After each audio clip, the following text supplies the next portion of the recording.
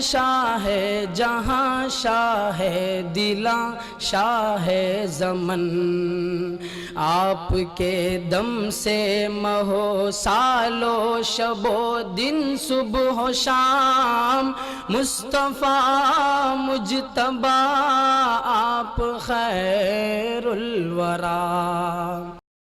السلام علیکم ورحمۃ اللہ وبرکاتہ۔ میں ہوں آپ کا میزبان انصار عزیز ندوی، اور آپ سیدھی بات ٹی وی چینل کا خصوصی پروگرام ذکر میرے حبیب کا پروگرام دیکھ رہے ہیں، اور اس کی یہ 23ویں قسط ہے۔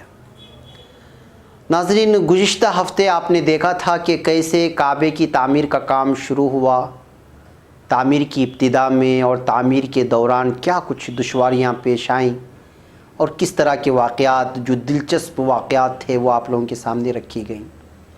پھر دیوار پر سانپ کی موجودگی، اور پھر پرندے کے ذریعے اس کا اڑا لیا جانا، وغیرہ وغیرہ۔ جن لوگوں نے اس قسط کو نہیں دیکھا ضرور جائیں دیکھیں، یہ ساری چیزیں آپ سماعت فرما چکے ہیں۔ تو ناظرین، چلیے اسی سلسلے کو ہم آگے بڑھاتے ہیں۔ اس طرح کعبے کی تعمیر کا کام آگے بڑھتا گیا، اور ہر ایک نے ذوق و شوق سے کعبے کی تعمیر میں حصہ لیا، بلکہ بڑھ چڑھ کر حصہ لیا، جس کے ذمے جتنا ہو سکتا ہے اتنا حصہ لیا، بلکہ اپنی جانیں قربان کر دی کہہ سکتے ہیں۔ پتھر سے پتھر جڑتے چلے گئے، تعمیر آگے بڑھتی چلی گئی، بالآخر کعبے کی تعمیر کا کام ایک ایسے مرحلے میں داخل ہوا جہاں ایک سنگین مسئلے کا معماران کعبہ کو سامنا کرنا پڑا۔ یعنی وہ مسئلہ تھا حجر اسود کو اس کے مقام پر رکھنے کا مسئلہ۔ یہ مرحلہ اس لیے آیا، یا پھر یہ مسئلہ اس لیے بنا کہ حجر اسود کی عظمت چونکہ ہر قبیلے کے دل میں رچی بسی ہوئی تھی، اور آج بھی بسی ہوئی ہے۔ چنانچہ ہر قبیلے کی ایک خواہش تھی کہ اسی کے افراد کے ہاتھوں اس مبارک پتھر کو اس کی جگہ پر رکھنے کا کام انجام پائے، اور پھر کام آگے بڑھے۔ پہلے سے چونکہ اس کام کی ذمہ داری کسی کے سپرد نہیں کی گئی تھی، نہ کسی کو اس کا خیال ہی آیا تھا، چنانچہ اچانک جب یہ مرحلہ آ ہی گیا تو قبیلوں کے درمیان اس مبارک کام کو لے کر کافی تناؤ پیدا ہونے لگا۔ نہیں ہوتا ہے نا کہ میں رکھوں گا، آپ رکھیں گے، وہ رکھوں گا، میں رکھوں گا۔ پہلے تو ایک ایک قبیلے کا اصرار بڑھا کہ وہی یہ کام انجام دے گا۔ تناؤ لفظی جھڑپ میں بدلنے لگا، اور لفظی جھڑپ تو میں بدلنے لگی، یہاں تک کہ قبیلوں کی تلواریں نیاموں سے باہر نکل آئیں، اور عربوں کی غیرت مندی جیسا کہ کبھی کبھی اس طرح کے نازک موقعوں پر امنڈ آیا کرتی تھی، تو اس بار بھی اس جذباتی موقع پر مارنے مرنے کی نوبت سامنے آ چکی تھی۔ یعنی کہ پتھر ہم رکھیں گے یا پھر تلواریں نکال لیں۔ حتیٰ کہ ہر ایک قبیلے کے افراد پیالوں میں خون بھر کر اپنی اپنی انگلیاں ڈبو کر قسم پر قسم کھانے پر تل گئے تھے کہ حجر اسود کو یا تو خود رکھے گا، یا کسی دوسرے قبیلے کے کسی بھی فرد کو اس کام کو انجام دینے کا موقع نہیں دیا جائے گا۔ خون کے پیالے میں ہاتھ رکھ کر کے قسم کھانے کا مطلب عرب کے زمانے میں آپ نہیں جانتے ہیں، پھر اس کے بعد کوئی مسئلہ ہی نہیں ہوتا ہے۔ چونکہ اس خون کے پیالے کو بنی عبدالدار اور بنی عدی ابن کعب کے افراد لے آئے تھے، اور حجر اسود کے معاملے میں مارنے مرنے کی قسم بھی کھا رکھی تھی، چنانچہ اسی بنا پر انہیں لاقت الدم بھی کہا جاتا تھا، یعنی بنی عبدالدار اور بنی عدی بن کعب کو، جس کا مطلب ہوتا ہے خون چاٹنے والے۔ تناؤ کا یہ ماحول 4-5 دن یوں ہی چلتا رہا، اور نتیجتاً تعمیر کا کام رک گیا۔ کسی کی آنا کو قرار نہیں تھا، نہ کوئی ماننے کو تیار تھا۔ بالآخر سب خاموش ہو کر رائے مشورہ کرنے لگے کہ آخر اس تناؤ کو کیسے ختم کیا جائے۔ اس زمانے میں ابو امیہ ابن مغیرہ، اور جو بعض روایتوں کے مطابق قریش میں سب سے سن رسیدہ تھے اور بڑی عزت کی نگاہ سے دیکھے جاتے تھے، انہوں نے متحارب قبیلوں کو یہ مشورہ دیا کہ کل صبح سب سے پہلے جو صحن کعبہ میں داخل ہوگا اسی کو اس قضیے کے حل کا فیصلہ کرنے دیا جائے اور اس فیصلے پر سارے ہی قبیلے اس قرارداد پر راضی ہو جائیں۔ وہ جو فیصلہ دے گا وہی سب کے لیے قابل قبول ہوگا۔ چنانچہ سب لوگوں کو یہ مشورہ پسند آیا اور سب نے اس مشورے کے جواب میں حامی بھر لی۔ اس طرح ایک نقطے پر سارا معاملہ تقریباً طے ہو گیا کہ یہ ہوگا، مگر اس مشورے کی اطلاع حضور اکرم صلی اللہ علیہ وسلم کو نہیں تھی کہ کیا ہوا ہے۔ اللہ کی کرنی ایسی ہوئی کہ دوسرے دن صبح جبکہ سارے قبیلے منتظر تھے کہ سب سے پہلے کعبے کے دروازے سے جو شخصیت نمودار ہوئی وہ آپ صلی اللہ علیہ وسلم کی ذات اقدس تھی۔ جب قریش نے آپ صلی اللہ علیہ وسلم کو دیکھا تو پکار اٹھے، ارے یہ تو امین و صادق محمد صلی اللہ علیہ وسلم ہیں، ہم ان کا فیصلہ ضرور منظور کریں گے۔ پھر اس وقت آپ صلی اللہ علیہ وسلم کو بھی ماجرا بتا دیا گیا کہ کس طرح کا فیصلہ ہوا تھا۔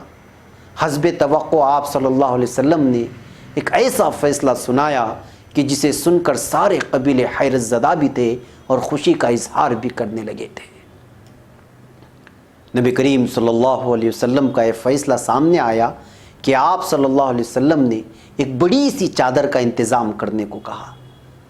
چادر لائی گئی تو آپ صلی اللہ علیہ وسلم نے سنگ اسود کو اٹھایا اور اپنے ہاتھوں سے اس میں رکھا، پھر کہا کہ ہر قبیلے کا سردار اس چادر کے مختلف کونوں کو تھام لے، اور سب مل کر چادر میں رکھے ہوئے سنگ اسود کو چادر کے ساتھ اٹھائے اور اس مقام پر لے جائے جہاں اس کے رکھے جانے کی جگہ طے تھی۔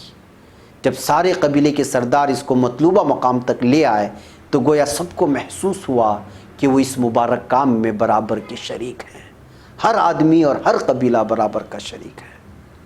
لوگ جب اس کو لے کر اسود کی جگہ تک پہنچ گئے، یعنی جہاں پر رکھنا تھا حجر اسود کو، تو پھر آپ صلی اللہ علیہ وسلم نے خود حجر اسود کو اپنے ہاتھوں سے اٹھایا اور اس کی جگہ پر رکھ دیا۔ اس پر کسی کو بھی اعتراض نہیں ہوا اور اس طرح ایک نہایت ہی خطرناک اور خونریز مسئلہ بآسانی حل بھی ہو گیا اور سارے قبیلوں کے درمیان خوشی کی لہر دوڑ گئی۔ بہرکیف ناظرین، حسب معمول کعبے کی تعمیر کا کام آگے بڑھتا گیا۔ چونکہ اس موقع پر تعمیر کے لوازمات کی معقول مقدار موجود نہیں تھی، چنانچہ کعبے کا کچھ حصہ تعمیر کیے جانے سے رہ گیا، اور جتنا تعمیر ہونے سے رہ گیا اس پر ایک لکیر کھینچ دی گئی کہ جب آنے والے دنوں میں سہولت ہوگی اور تعمیر کی اشیاء کی فراہمی ہوگی تو اس غیر تعمیر شدہ حصے کو کعبے کے اندر لے لیا جائے گا۔ اسی چھوٹے ہوئے حصے کو آج حتیم کہا جاتا ہے، اور جو لوگ عمرے میں گئے ہیں یا حج میں گئے ہیں وہ دیکھ سکیں گے کہ جو ہے آج بھی کعبے سے لگا ہوا باہر ایک حصہ ہے، وہاں پر جس کو گول دائرہ بنایا گیا ہے اور لوگ وہاں جا کر کے نمازیں ادا کرتے ہیں، اور وہاں جا کر کے 2 رکعت نماز ادا کرنا سنت بھی بتایا جاتا ہے، وہ آج بھی اس کو ویسے ہی رکھا گیا ہے۔ حتیم کو مکمل کرنے کا ارادہ آپ صلی اللہ علیہ وسلم نے نبوت کے بعد کیا تھا، مگر چونکہ نئے افراد کا اسلام میں داخل ہونے کا عمل جاری تھا، ان حالات میں تعمیر کی غرض سے دیوار کعبے کے کسی حصے کو ڈھا دیے جانے کے منظر کو دیکھ کر نو مسلموں کو بدگمانی ہو سکتی تھی۔ چنانچہ آپ صلی اللہ علیہ وسلم نے حتیم کی تعمیر کا فیصلہ ترک کر دیا، اور آج تک وہ ویسے ہی ہے۔ ناظرین، چلتے چلتے میں آپ کو ایک تاریخی بات بھی بتاتا چلوں، جیسا کہ ابن ہشام نے بیان کیا ہے کہ آپ صلی اللہ علیہ وسلم کے زمانے میں کعبہ 18 ہاتھ کا تھا اور اس پر سفید سوتی کپڑا ڈالا جاتا تھا۔ اس کے بعد دھاریوں والی لمبی چادریں ڈالی گئی تھیں۔ سب سے پہلے جس نے کعبے پر ریشم سے بنا دیبا یا غلاف چڑھایا وہ حجاج ابن یوسف تھا، جن کو گالیاں دیتے ہیں۔ ناظرین، یہ تھی کعبے کی تعمیر کی تفصیل۔ خیر، اب وقت ہو چلا ہے، انشاءاللہ اگلے ہفتے ہم حضرت صلی اللہ علیہ وسلم کی تجارتی زندگی کے آغاز کی تفصیل سے آپ کو آگاہی دیں گے اور واقف کرانے کی کوشش کریں گے۔ ہمارے پروگرام ذکر میرے حبیب کا سے جڑے رہیں اور اپنے اہل و عیال اور حلقہ احباب کو بھی اس پروگرام کو دیکھنے کی طرف راغب فرماتے رہیں اور اپنا ڈھیر سارا خیال رکھیں۔ السلام علیکم ورحمۃ اللہ وبرکاتہ۔ آپ ہیں عالم کے آقا، آپ کا عالم غلام، آپ ہیں شاہ جہاں، شاہ دلاں، شاہ زمن، آپ کے دم سے مہو سالو شب و دن صبح و شام، مصطفیٰ مجتبیٰ آپ خیر الورا۔